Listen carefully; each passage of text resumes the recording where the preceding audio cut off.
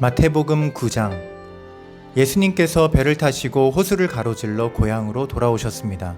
그때 사람들이 중풍병 환자 한 사람을 침상에 누인 채 예수님께로 데려왔습니다. 예수님께서 사람들의 믿음을 보시고 중풍병 환자에게 말씀하셨습니다. 안심하여라, 아들아, 내 죄가 용서받았다. 몇몇 율법학자들이 속으로 말했습니다. 이 사람이 하나님을 모독하는구나. 예수님께서 그들의 생각을 아시고 말씀하셨습니다.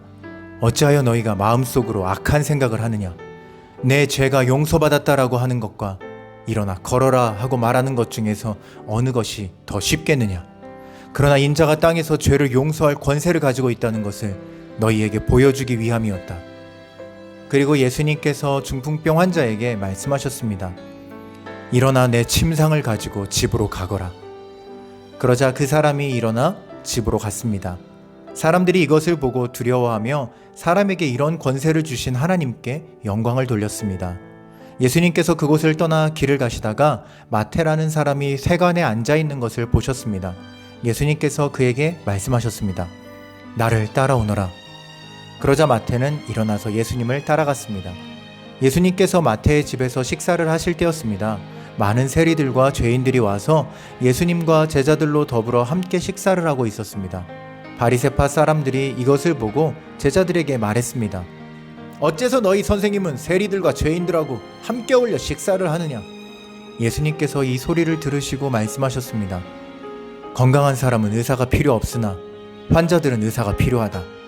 너희는 가서 나는 희생제물보다 자비를 원한다라는 말씀이 무슨 뜻인지 배워라. 나는 의인을 부르러 온 것이 아니라 죄인을 부르러 왔다. 그때 요한의 제자들이 예수님께 와서 말했습니다. 우리들과 바리새파 사람들은 자주 금식을 하는데 왜 선생님의 제자들은 전혀 금식을 하지 않습니까? 예수님께서 이들에게 대답하셨습니다. 결혼식에 참석한 사람들이 신랑과 함께 있을 때 슬퍼할 수 있느냐? 그러나 신랑을 빼앗길 날이 올 텐데 그때는 금식할 것이다.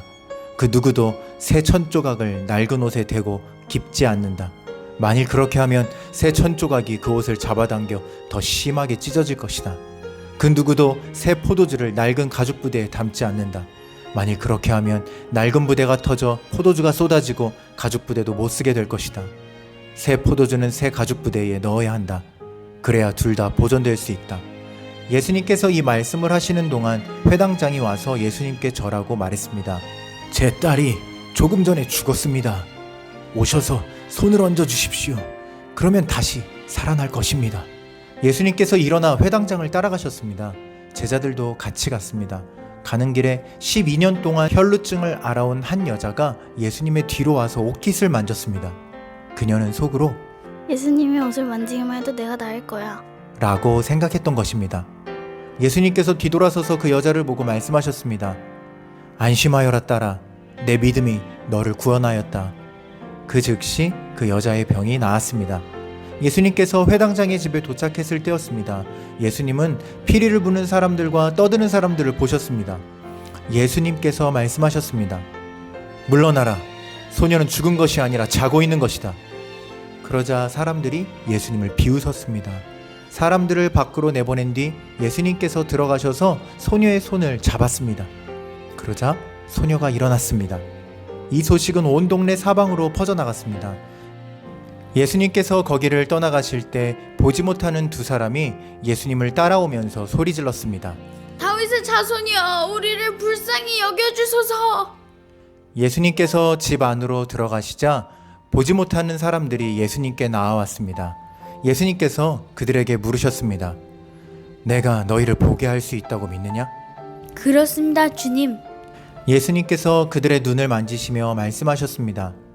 너희의 믿음대로 너희에게 이루어져라. 그러자 그들의 눈이 뜨였습니다. 예수님께서 그들에게 매우 엄중히 이르셨습니다. 이 일을 아무에게도 알리지 마라. 그러나 두 사람은 나가서 예수님에 대한 소문을 사방에 퍼뜨렸습니다. 그들이 떠나갔을 때 사람들이 귀신 들려 말하지 못하는 사람을 데리고 예수님께 왔습니다. 예수님께서 귀신을 내쫓자 말 못했던 사람이 말을 하게 되었습니다. 사람들은 놀라서 말했습니다. 이스라엘에서 이와 같은 일이 일어난 적이 없었다. 그러나 바리새파 사람들은 말했습니다. 그는 우두머리 귀신의 힘으로 귀신을 내쫓는 것이다. 예수님께서 모든 성읍과 마을을 두루 다니셨습니다.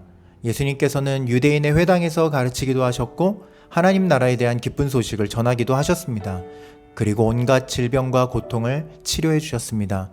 예수님께서는 사람들을 불쌍히 여기셨습니다. 그것은 사람들이 마치 목자 없는 양처럼 내팽개쳐져 고통을 당하고 있었기 때문입니다. 예수님께서 제자들에게 말씀하셨습니다. 추수할 것은 넘쳐나는데 일꾼이 적구나. 그러므로 추수할 밭의 주인에게 간청하여 일꾼들을 추수할 밭으로 보내달라고 하여라. 마태복음 10장. 예수님께서 12명의 제자를 부르셨습니다. 그리고 제자들에게 더러운 영을 쫓고 모든 병과 허약함을 치료하는 권능을 주셨습니다.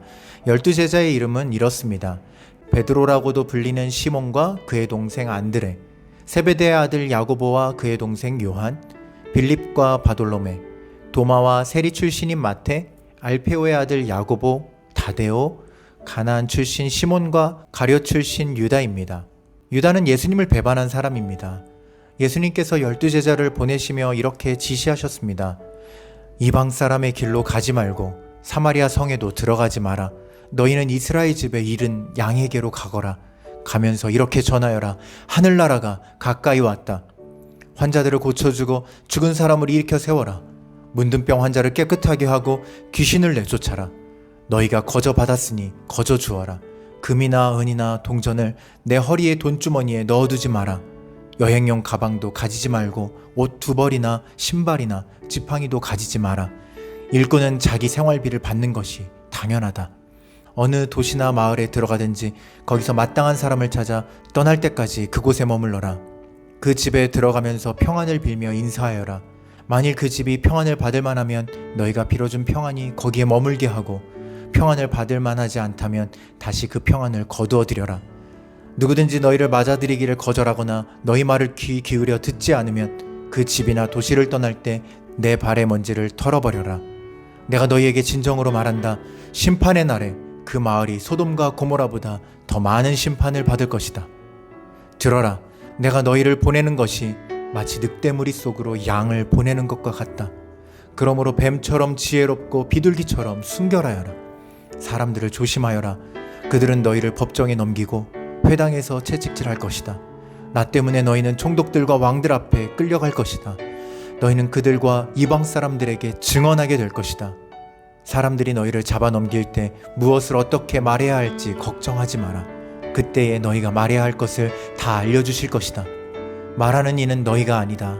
너희 아버지의 영이 너희 속에서 말씀하시는 것이다. 형제가 형제를 배신하여 죽게 하고 아버지 또한 자녀를 그렇게 할 것이다. 자녀가 부모를 대적하여 죽게 할 것이다. 내 이름 때문에 너희가 미움을 받을 것이다. 그러나 끝까지 견디는 사람은 구원을 얻을 것이다. 이 마을에서 너희를 핍박하면 다른 마을로 피하여라. 내가 진정으로 너희에게 말한다. 너희가 이스라엘 모든 마을을 다 다니기 전에 인자가 올 것이다. 제자가 스승보다 높지 않고 종이 주인보다 높지 않다. 제자가 스승만큼 되고 종이 주인과 같이 된다면 더 바랄 것이 없다. 그들이 집주인을 바알세불이라고 불렀으니 그 가족들을 부를 때는 얼마나 심한 말로 부르겠느냐. 그러므로 사람들을 두려워하지 마라. 덮였던 것은 모두 벗겨질 것이고 감추어졌던 것은 다 알려질 것이다. 내가 어두운 데서 말한 것을 너희는 빛 가운데서 말하여라. 너희가 귓속말로 들은 것을 지붕 위에서 외쳐라. 몸은 죽일 수 있으나 영혼은 죽일 수 없는 사람들을 두려워 마라. 영혼과 몸을 모두 지옥에 던져 멸망시킬 수 있는 분을 두려워하여라. 참새 2마리가 동전 1개에 팔리지 않느냐. 그러나 너희 아버지가 아니고서는 한 마리도 땅에 떨어질 수 없다. 심지어 너희 머리카락의 수까지도 하나님은 아신다. 그러므로 두려워 마라. 너희는 참새 여러 마리보다 훨씬 더 귀하다. 누구든지 사람들 앞에서 나를 인정하는 사람은 나도 하늘에 계신 나의 아버지 앞에서 그를 인정할 것이다. 그러나 누구든지 사람들 앞에서 나를 모른다고 하면 나도 하늘에 계신 나의 아버지 앞에서 그를 모른다고 할 것이다. 내가 세상에 평화를 주러 온 줄로 생각하지 마라. 평화가 아니라 칼을 주러 왔다.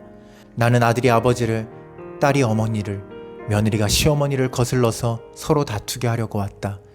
사람의 원수가 자기의 가족이 될 것이다. 누구든지 나를 사랑하는 것보다 자기 부모를 더 사랑하면 나의 제자가 될 자격이 없다. 누구든지 나를 사랑하는 것보다 자기 아들과 딸을 더 사랑하면 나의 제자가 될 자격이 없다.